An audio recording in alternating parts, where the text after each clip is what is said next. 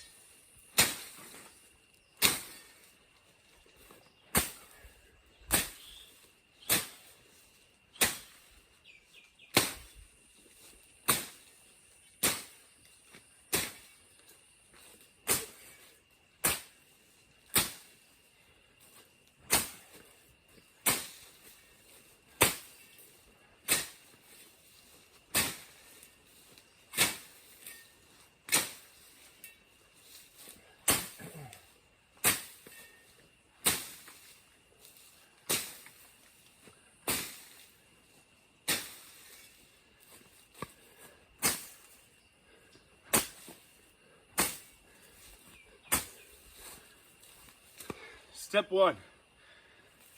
Step two, dig a nice hole. Whew, let me catch my breath. Good workout. Farm, agroforest, equivalent to gym.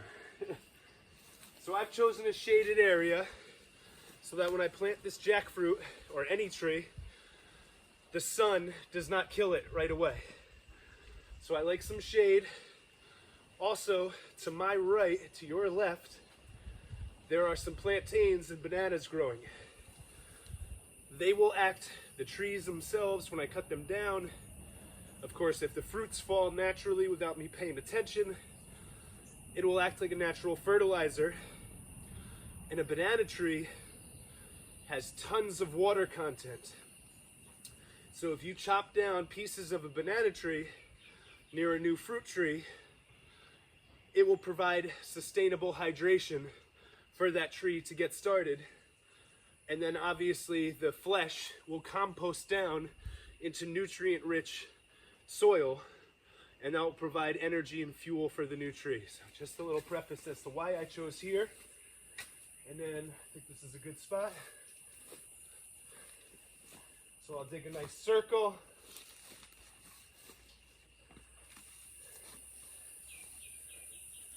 All right, so I'll remove that chunk. Really good soil here in Costa Rica. Specifically where I am in Rica.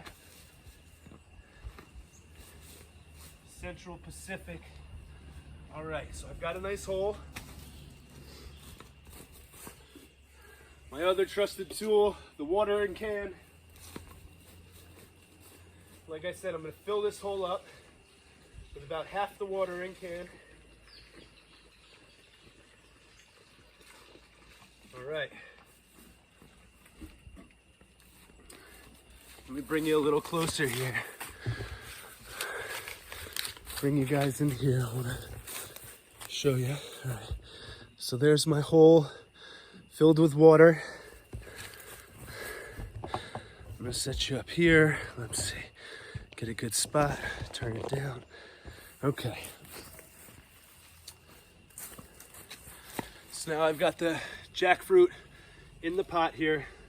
I'm going to try to remove it with as much of the soil as possible.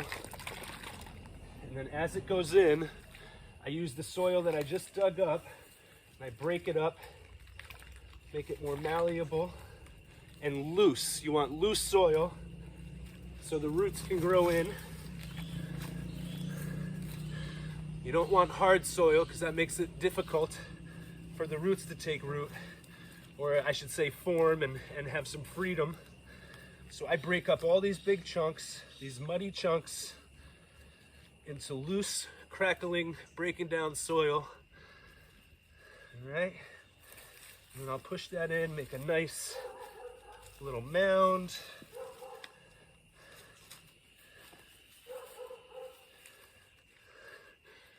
And then I will do a nice circle with the rest of the water. Hydrate, hydrate, hydrate. I'm gonna take my gloves off a little bit. All right, so there is the new jackfruit baby. And remember, these guys are living things, so I'll give you 100% of what I do every day. I talk to the plants, I talk to the trees every day. You're gonna see that more in the future of the video, but take root, baby. Have a nice life, grow strong, provide us plenty of fruits, please. I love you. And I literally do this every day. I'm not just doing it for the camera. My neighbors who pass by, which you may see some soon because they're passing through my property to get some wood for the post, see me do this all the time, and they laugh. I think they think I'm crazy, but they know anciently this is the way to do it. This is what their ancestors did. They say, I have buen mano, or a good hand. In the United States, we would say we have a green thumb if you're really good with plants, but I love trees and plants like they're living beings, human beings, animals. So here's our jackfruit. This is gonna produce those giant fruits within a couple years. So thank you, Mother Earth, and thank you again, Heather at the Mauser Foundation, for donating this, providing this gift to the Jungle Temple and me and our land here, and as a result, all of my future customers and my neighbors who I share the fruit with. So how to plant a fruit tree properly for success. Anyway, I love you. All right, I'm taking respite, a little break here. Just behind where the camera was just sitting for the jackfruit planting. I'm underneath right now one of my giant manzana de agua, or water apple trees. This is a really cool tree because the fruit is delicious and super hydrating, but I have 4 giant trees, probably hundreds of years old. They stand, I don't know, at least 50 feet high, each of them, and they produce thousands of fruits every year. But let me show you something. I don't know if you can see up behind me, but if you look deep enough, there's a lot of flowers and fruits up on these branches there. And the flowers are this beautiful, beautiful kind of fluorescent pink color. And when they shed right before they're fruiting, it creates this beautiful like pink skirt underneath the trees. Let me try to pull a branch down over here. Let's see. Yeah, and you can see, so the flowers will come off, and then these guys will become the fruits one day. Can you see? So in about a month, those are going to become water apples, which you've probably seen in other videos of mine. Now, what's really awesome about this, oh, here's one right now. So here's a little baby water apple that had fallen from the tree. Something started to eat it. It's usually butterflies. I had just seen a morpho, a blue morpho, but one of the owl eye ones, one of the ones that is brown and it has like an eye on the wing that looks like an owl's eye. So we just went through thousands of these. I invited several of my neighbors and friends over, and we were just munching. Actually, a friend of mine and I were sitting down underneath this tree on a couple of towels for a few hours, just listening to music, eating water apples about a week ago, and it was a lovely afternoon.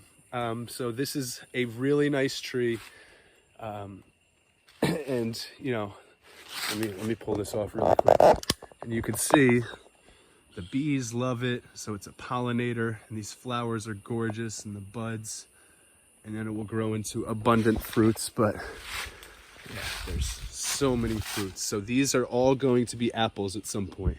Literally thousands and thousands and thousands. You can see there's everywhere I look up in that tree. This tree is going to have a couple thousand fruits in about a month. And I have 4 of these big trees. I'm also growing a lot of these in the vivero area, which I'm going to show you, which is a fruit tree nursery. So over the past few years, I've been cultivating a lot of these in pots and bags, and I'm going to start selling these as one of the first phases of my business here in Costa Rica. So yeah, hanging out, catching some shade. Now I'm going to head back to the property and continue this video for you, or to the other side of the property. And yeah, so 3 jackfruits planted. In coming years, we're going to have tons of jackfruit, which again, as I said earlier in the video, has the smell and flavor of juicy fruit gum. So if you like juicy fruit gum and you happen to be passing through Costa Rica in the Central Pacific Coast, in a couple of years from now, beyond 2025, swing by the Jungle Temple and I will happily gift you some, sell you some. You can pay a donation, whatever. I have so much abundance. My business is going to be doing fine here. If you're a friend, you get it for free. If you're a neighbor or a passerby, I accept barter too. Not only do I accept cash and Bitcoin and all that modern stuff, but barter. So if you bring me some food, some lunch, anything of a sober person's value, bring that through. All right. Este es mi vecino, Oscar. Caballero Oscar, buena persona, trabajando duro hoy, pura vida. All right, guys, so in the corners of all of my walkways for the past several months, I would say, maybe even close to a year, I've been planting as many flowers as possible to create a nice little painting here, an array of as many colors as possible, but on top of that, they're pollinators. So I'm using what would normally be an unused space where I wouldn't necessarily put a fruit tree because it will impede upon the walkway, or there's other established bigger trees around. And I've been gathering flowers both from viveros, from friends, from areas that I pass through that I see flowers, and I'll just grab some seeds or a cutting. I literally keep a pair of clippers in my backpack when I'm traveling to different areas of Costa Rica. And whether I see something in like Capos or Dominical or Jaco area or San Jose or Punta Arenas even, on, you know, my appointments, my visits to friends. I come home with 3, 4, or 5 clippings of different flowers. So something that's very important so that they can sustain and live for a long time and flourish, we should say, is making sure they're weeded around the bases, because there are a lot of invasive weeds here that will strangle the roots of flowers and fruit trees, but mostly the flowers, and they can prevent them from growing super well. So I'll come in every day, pick an area, and just grab handfuls of weeds and clear them up. And then usually I'll either drop seeds or take another clipping or something that I've been growing in the vivero and plant them in where I once pulled the weed out, because the nice thing about weeds is they form roots too. And beneath the roots, or surrounding the roots, they create really good soil.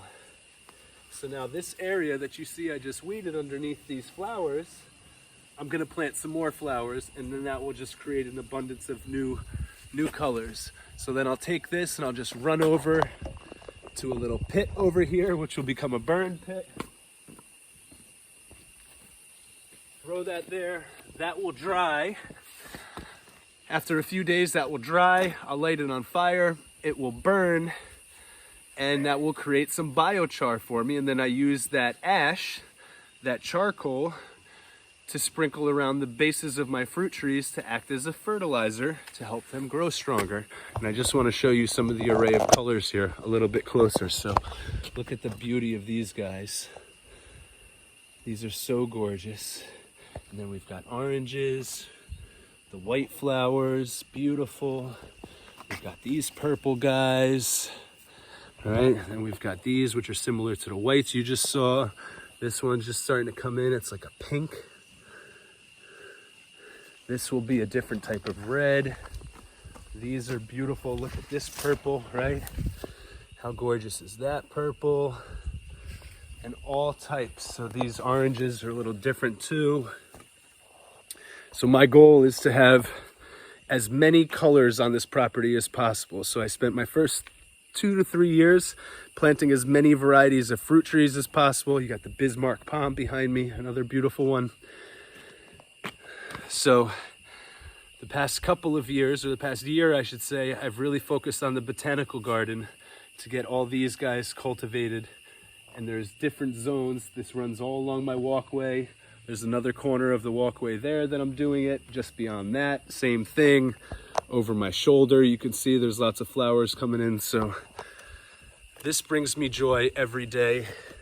Almost more than like harvesting and eating fruits is waking up and seeing all these beautiful flowers, super happy, dancing in the wind.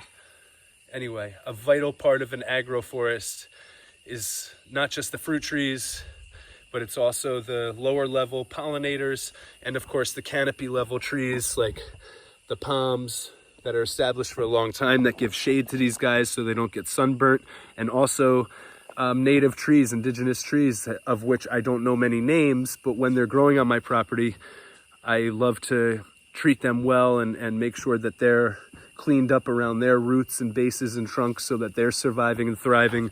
For example, many of you have seen the giant Guanacaste tree, which just shed all of its leaves. But now that rainy season's a couple months away, she will fill up abundantly and create a lot of shade. And as you can see, there's a whole entire ecosystem of other plants. There's also like draping dragon fruit from all the branches, a cactus that grows pitaya, or dragon fruit as we know it in North America. So this is all part of the food forest. It's not just growing fruit trees, but it's also growing the pollinators. Here I have a citrus.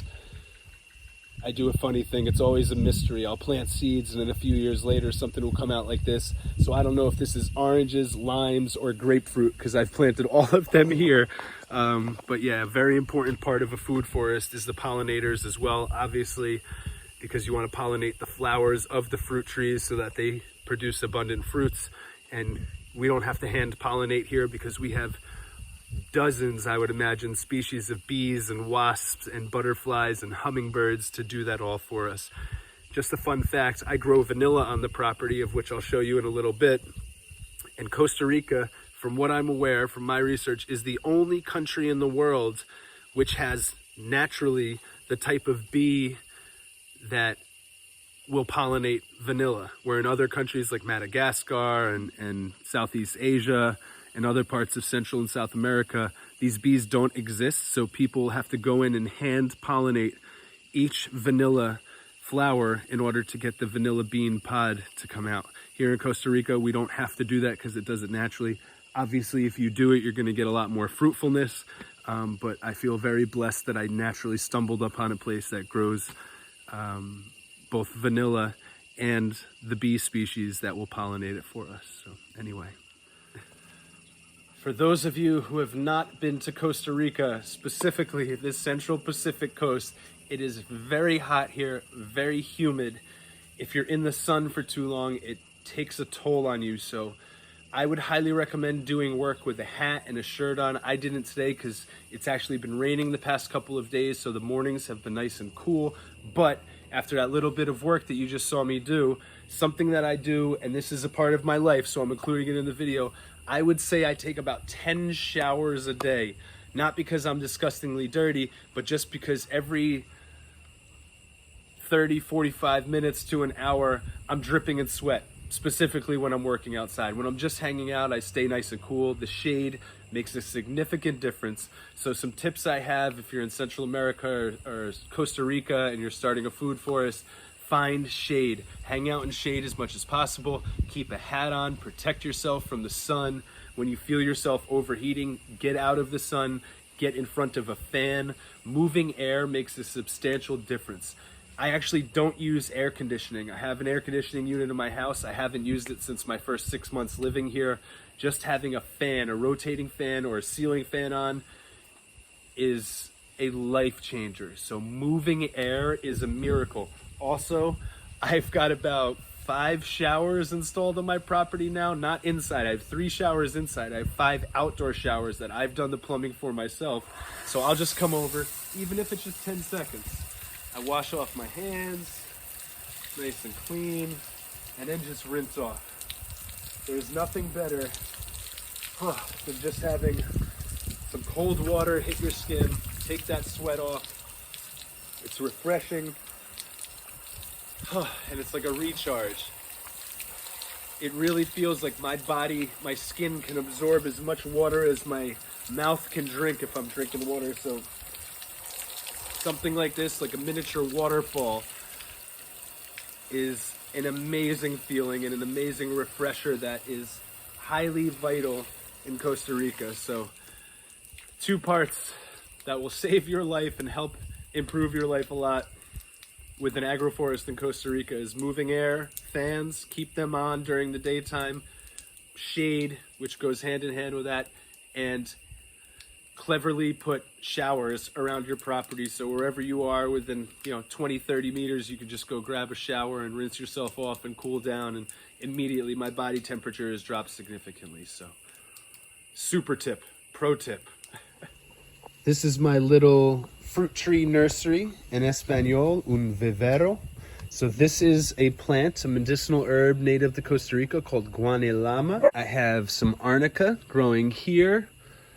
We've got some chili peppers growing here, red onion. I forget what this is. That's another gift from Heather. Some more onions, aloe vera. These are baby manzana de agua. This is coca. This is a nice little ornamental flower. We've got a cacao baby coming in, ginger. These guys are dragon fruit. These are avocado.